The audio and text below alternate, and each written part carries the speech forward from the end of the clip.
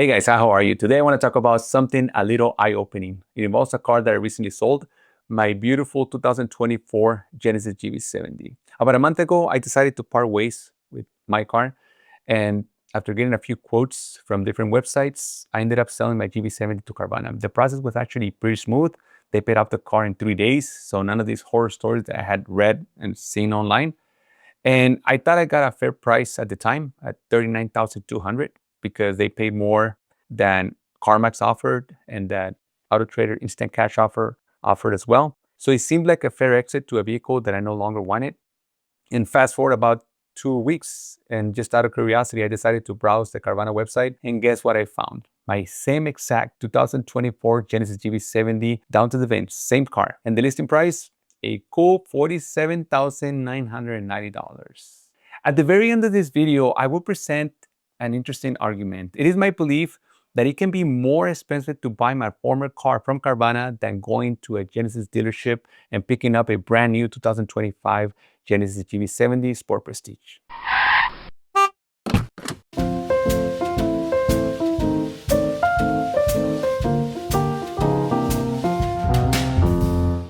But first, let's talk about what I sold my car to Carvana for and what they're listing it for on their website today. The difference is $8,790 right off the bat. Naturally, I had to ask, where does all the extra money come from? And is it even justified? Now, obviously, Carvana is a business and they need to make a profit. But this got me thinking, just how much does a company like Carvana actually spend to take a car that just bought and get it ready for resale? And is an nearly $8,800 markup reasonable? Well, let's dive into some speculation. When Carvana takes a car, there's things that they likely need to do. First, there has to be an inspection, right? They probably have a checklist to go through to make sure that everything is in working order. This might involve a basic mechanical check, looking at the tires, brakes, fluids, and so on. Let's estimate that this could be somewhere between $100 and $300, depending on how detailed that inspection is and if there's any minor issues that are flagged immediately. Then comes detail. To make the car more appealing to potential buyers, they'll definitely give it a good cleaning inside and out. This could include washing, waxing, interior vacuuming, and detailing. And in some cases, not mine, even some minor paint correction. For a car in relatively good condition like mine was, I guess that this might cost them around $150 to $400. I don't think they did anything to the paint because the pictures show blemishes that I didn't even know my car had. So I'll say that a basic throughout detailing is all they did to my former car. If the inspection reveals any significant mechanical issues,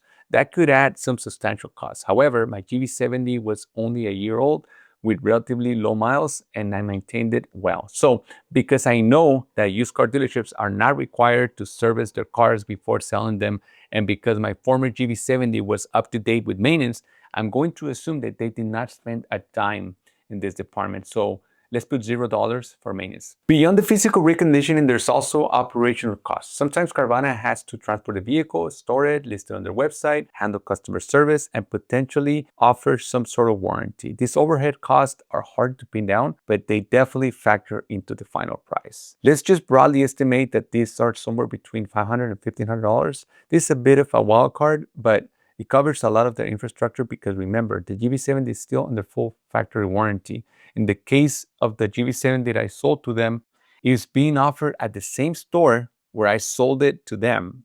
So if they spent any money to transport it anywhere back and forth before the sale, had to be minimal. So if we add up all these rough estimates, the total cost Carvana might have incurred in getting my GV70 ready for sale could range from a low $750 to a high $2,200. Now, let's take a look at that $8,790 difference again. Even if we take the higher end of my cost estimate, which is $2,200, that still leaves a potential profit margin of around $6,590. Is that reasonable? Well, that is the million-dollar question, right? On one hand, they're a business and they take on the risk of buying and selling used cars. They also offer a convenience service. On the other hand, a markup of nearly $8,800 on a relatively new vehicle that likely didn't require major work feels pretty significant. Perhaps a portion of that markup goes towards covering potential losses on other vehicles, or maybe it's simply the current market demand for Genesis GV70s. But I'm not sure about this second one because I have followed the prices of used GV70s, and in the last couple of months, I have witnessed both Carvana and Carmax dropping their prices on some of their offering. Granted, I never found a 2024 fully loaded four-cylinder. That's the Sport Prestige, which is the top of the line for the four-cylinder, on Carvana or Carmax. So I believe that this vehicle is more desirable than the many base models that I saw posted by these companies on their websites in the last couple of months. It's also possible that they factor in the cost of their 7-day return policy and any potential issues that might arise after the sale. Carvana has this cool 7-day return policy where you can keep the car for a week, test drive it. If you don't like it, you can just return it without a penalty. A friend of mine actually bought a Lexus ES350 from Carvana, but before that ES, she had kept a Genesis G70 for a few days and they didn't love it and they returned it. And instead, they got that Lexus that was the second drop-off, and it was love at first sight. Both of these vehicles were bought using that drop-off service at her residence, and she found Carvana's car dropping off and return policy amazing and convenient, but I'm sure that this feature isn't cheap to implement. Ultimately, as a consumer, it's interesting to see this kind of price difference firsthand. It definitely highlights the business model of companies like Carvana. While they offered a quick and easy way for me to sell my car, their resale price reflects a substantial markup to the naked eye. Actually, in the third quarter of 2024, Carvana reported $3,497 in retail gross profit per unit. And I want to take this a little bit further, if I may. Is buying a near new car from Carvana a good deal versus buying a brand new car? But first, because it is estimated that 80% of Americans finance their new car purchases, and Carvana's website says that 80% of their customers finance their cars with Carvana, the following argument applies to people who finance their cars whether they buy it from Carvana or they buy it new from Genesis. Let's see. The GV70 I sold to them was 15 months old. It was a 2024 model with about 18,000 miles, and right now it's April of 2025. The same exact configuration, but as a 2025 model, has an MSRP of over $60,000. Mine had an MSRP of $58,000 and change, and I got it for $56,000. So that was 5% below MSRP. So I think it is fair to estimate that the current year model can be negotiated to about 10% below MSRP because the 2026 is already out, and I would say that this will soften the price of the 2025. So what is 10% below MSRP of a 2025? That would be around $55,000. Does that estimate sound fair to you? I'm going to read this because I don't want to mess it up. You can go used for $48,000 or new for $55,000 with 0 miles with all the perks associated with the new Genesis. Things like service valet, free maintenance for the first 3 years and 36,000 miles, courtesy loaners and all that you get. You also, the roadside assistance, which is good for 5 years and unlimited miles. And I think most importantly, you will not get that 10-year, 100,000-mile warranty that comes with every new Genesis. None of those things transpired to the second owner. The only thing that you will be covered from the manufacturer is the 5-year, 60,000-mile warranty. And lastly, but not less important, is financing. As of the making of this video, Carvana's in-house financing is listed at 9.95% for 72 months with $4,000 down on a $47,990 loan. At that, you will be paying a whopping $15,938 in interest in 6 years. Compare that to $599 for 60 months as advertised on the Genesis website for a 2026 Genesis GV70. At the end of 5 years, you would have paid $8,783 in interest. And I understand that what we pay per month on a car is very important, and financing a new GV70 for only 5 years drives them monthly up to $1,063. So let's try to go with the credit union. Right now, rates are advertised at 5.79% for up to 84 months. So to finance a $55,000 loan at the end of 6 years, you would have paid 72 monthly payments of $906 a month for a total of $10,237 in interest.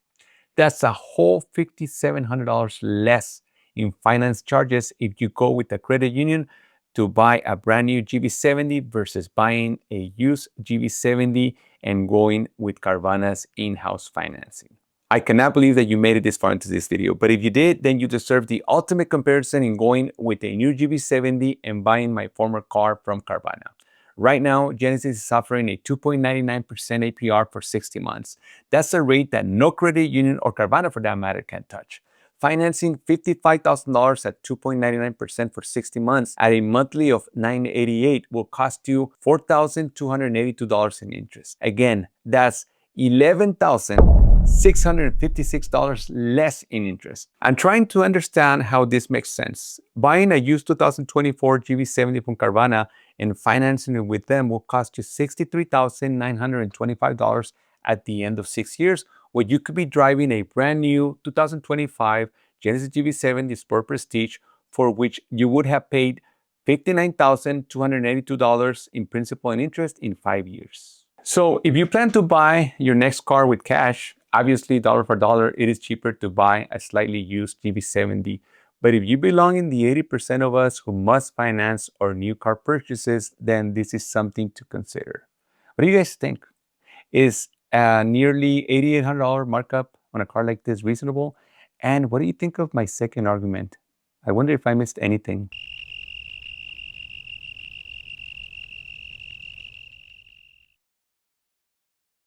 I tried to keep it simple by not adding things like destination charges of a new car or potential transportation charges and added warranties to a Carvana vehicle. Let me know your thoughts in the comments below. Thank you for watching, and I'll see you next time.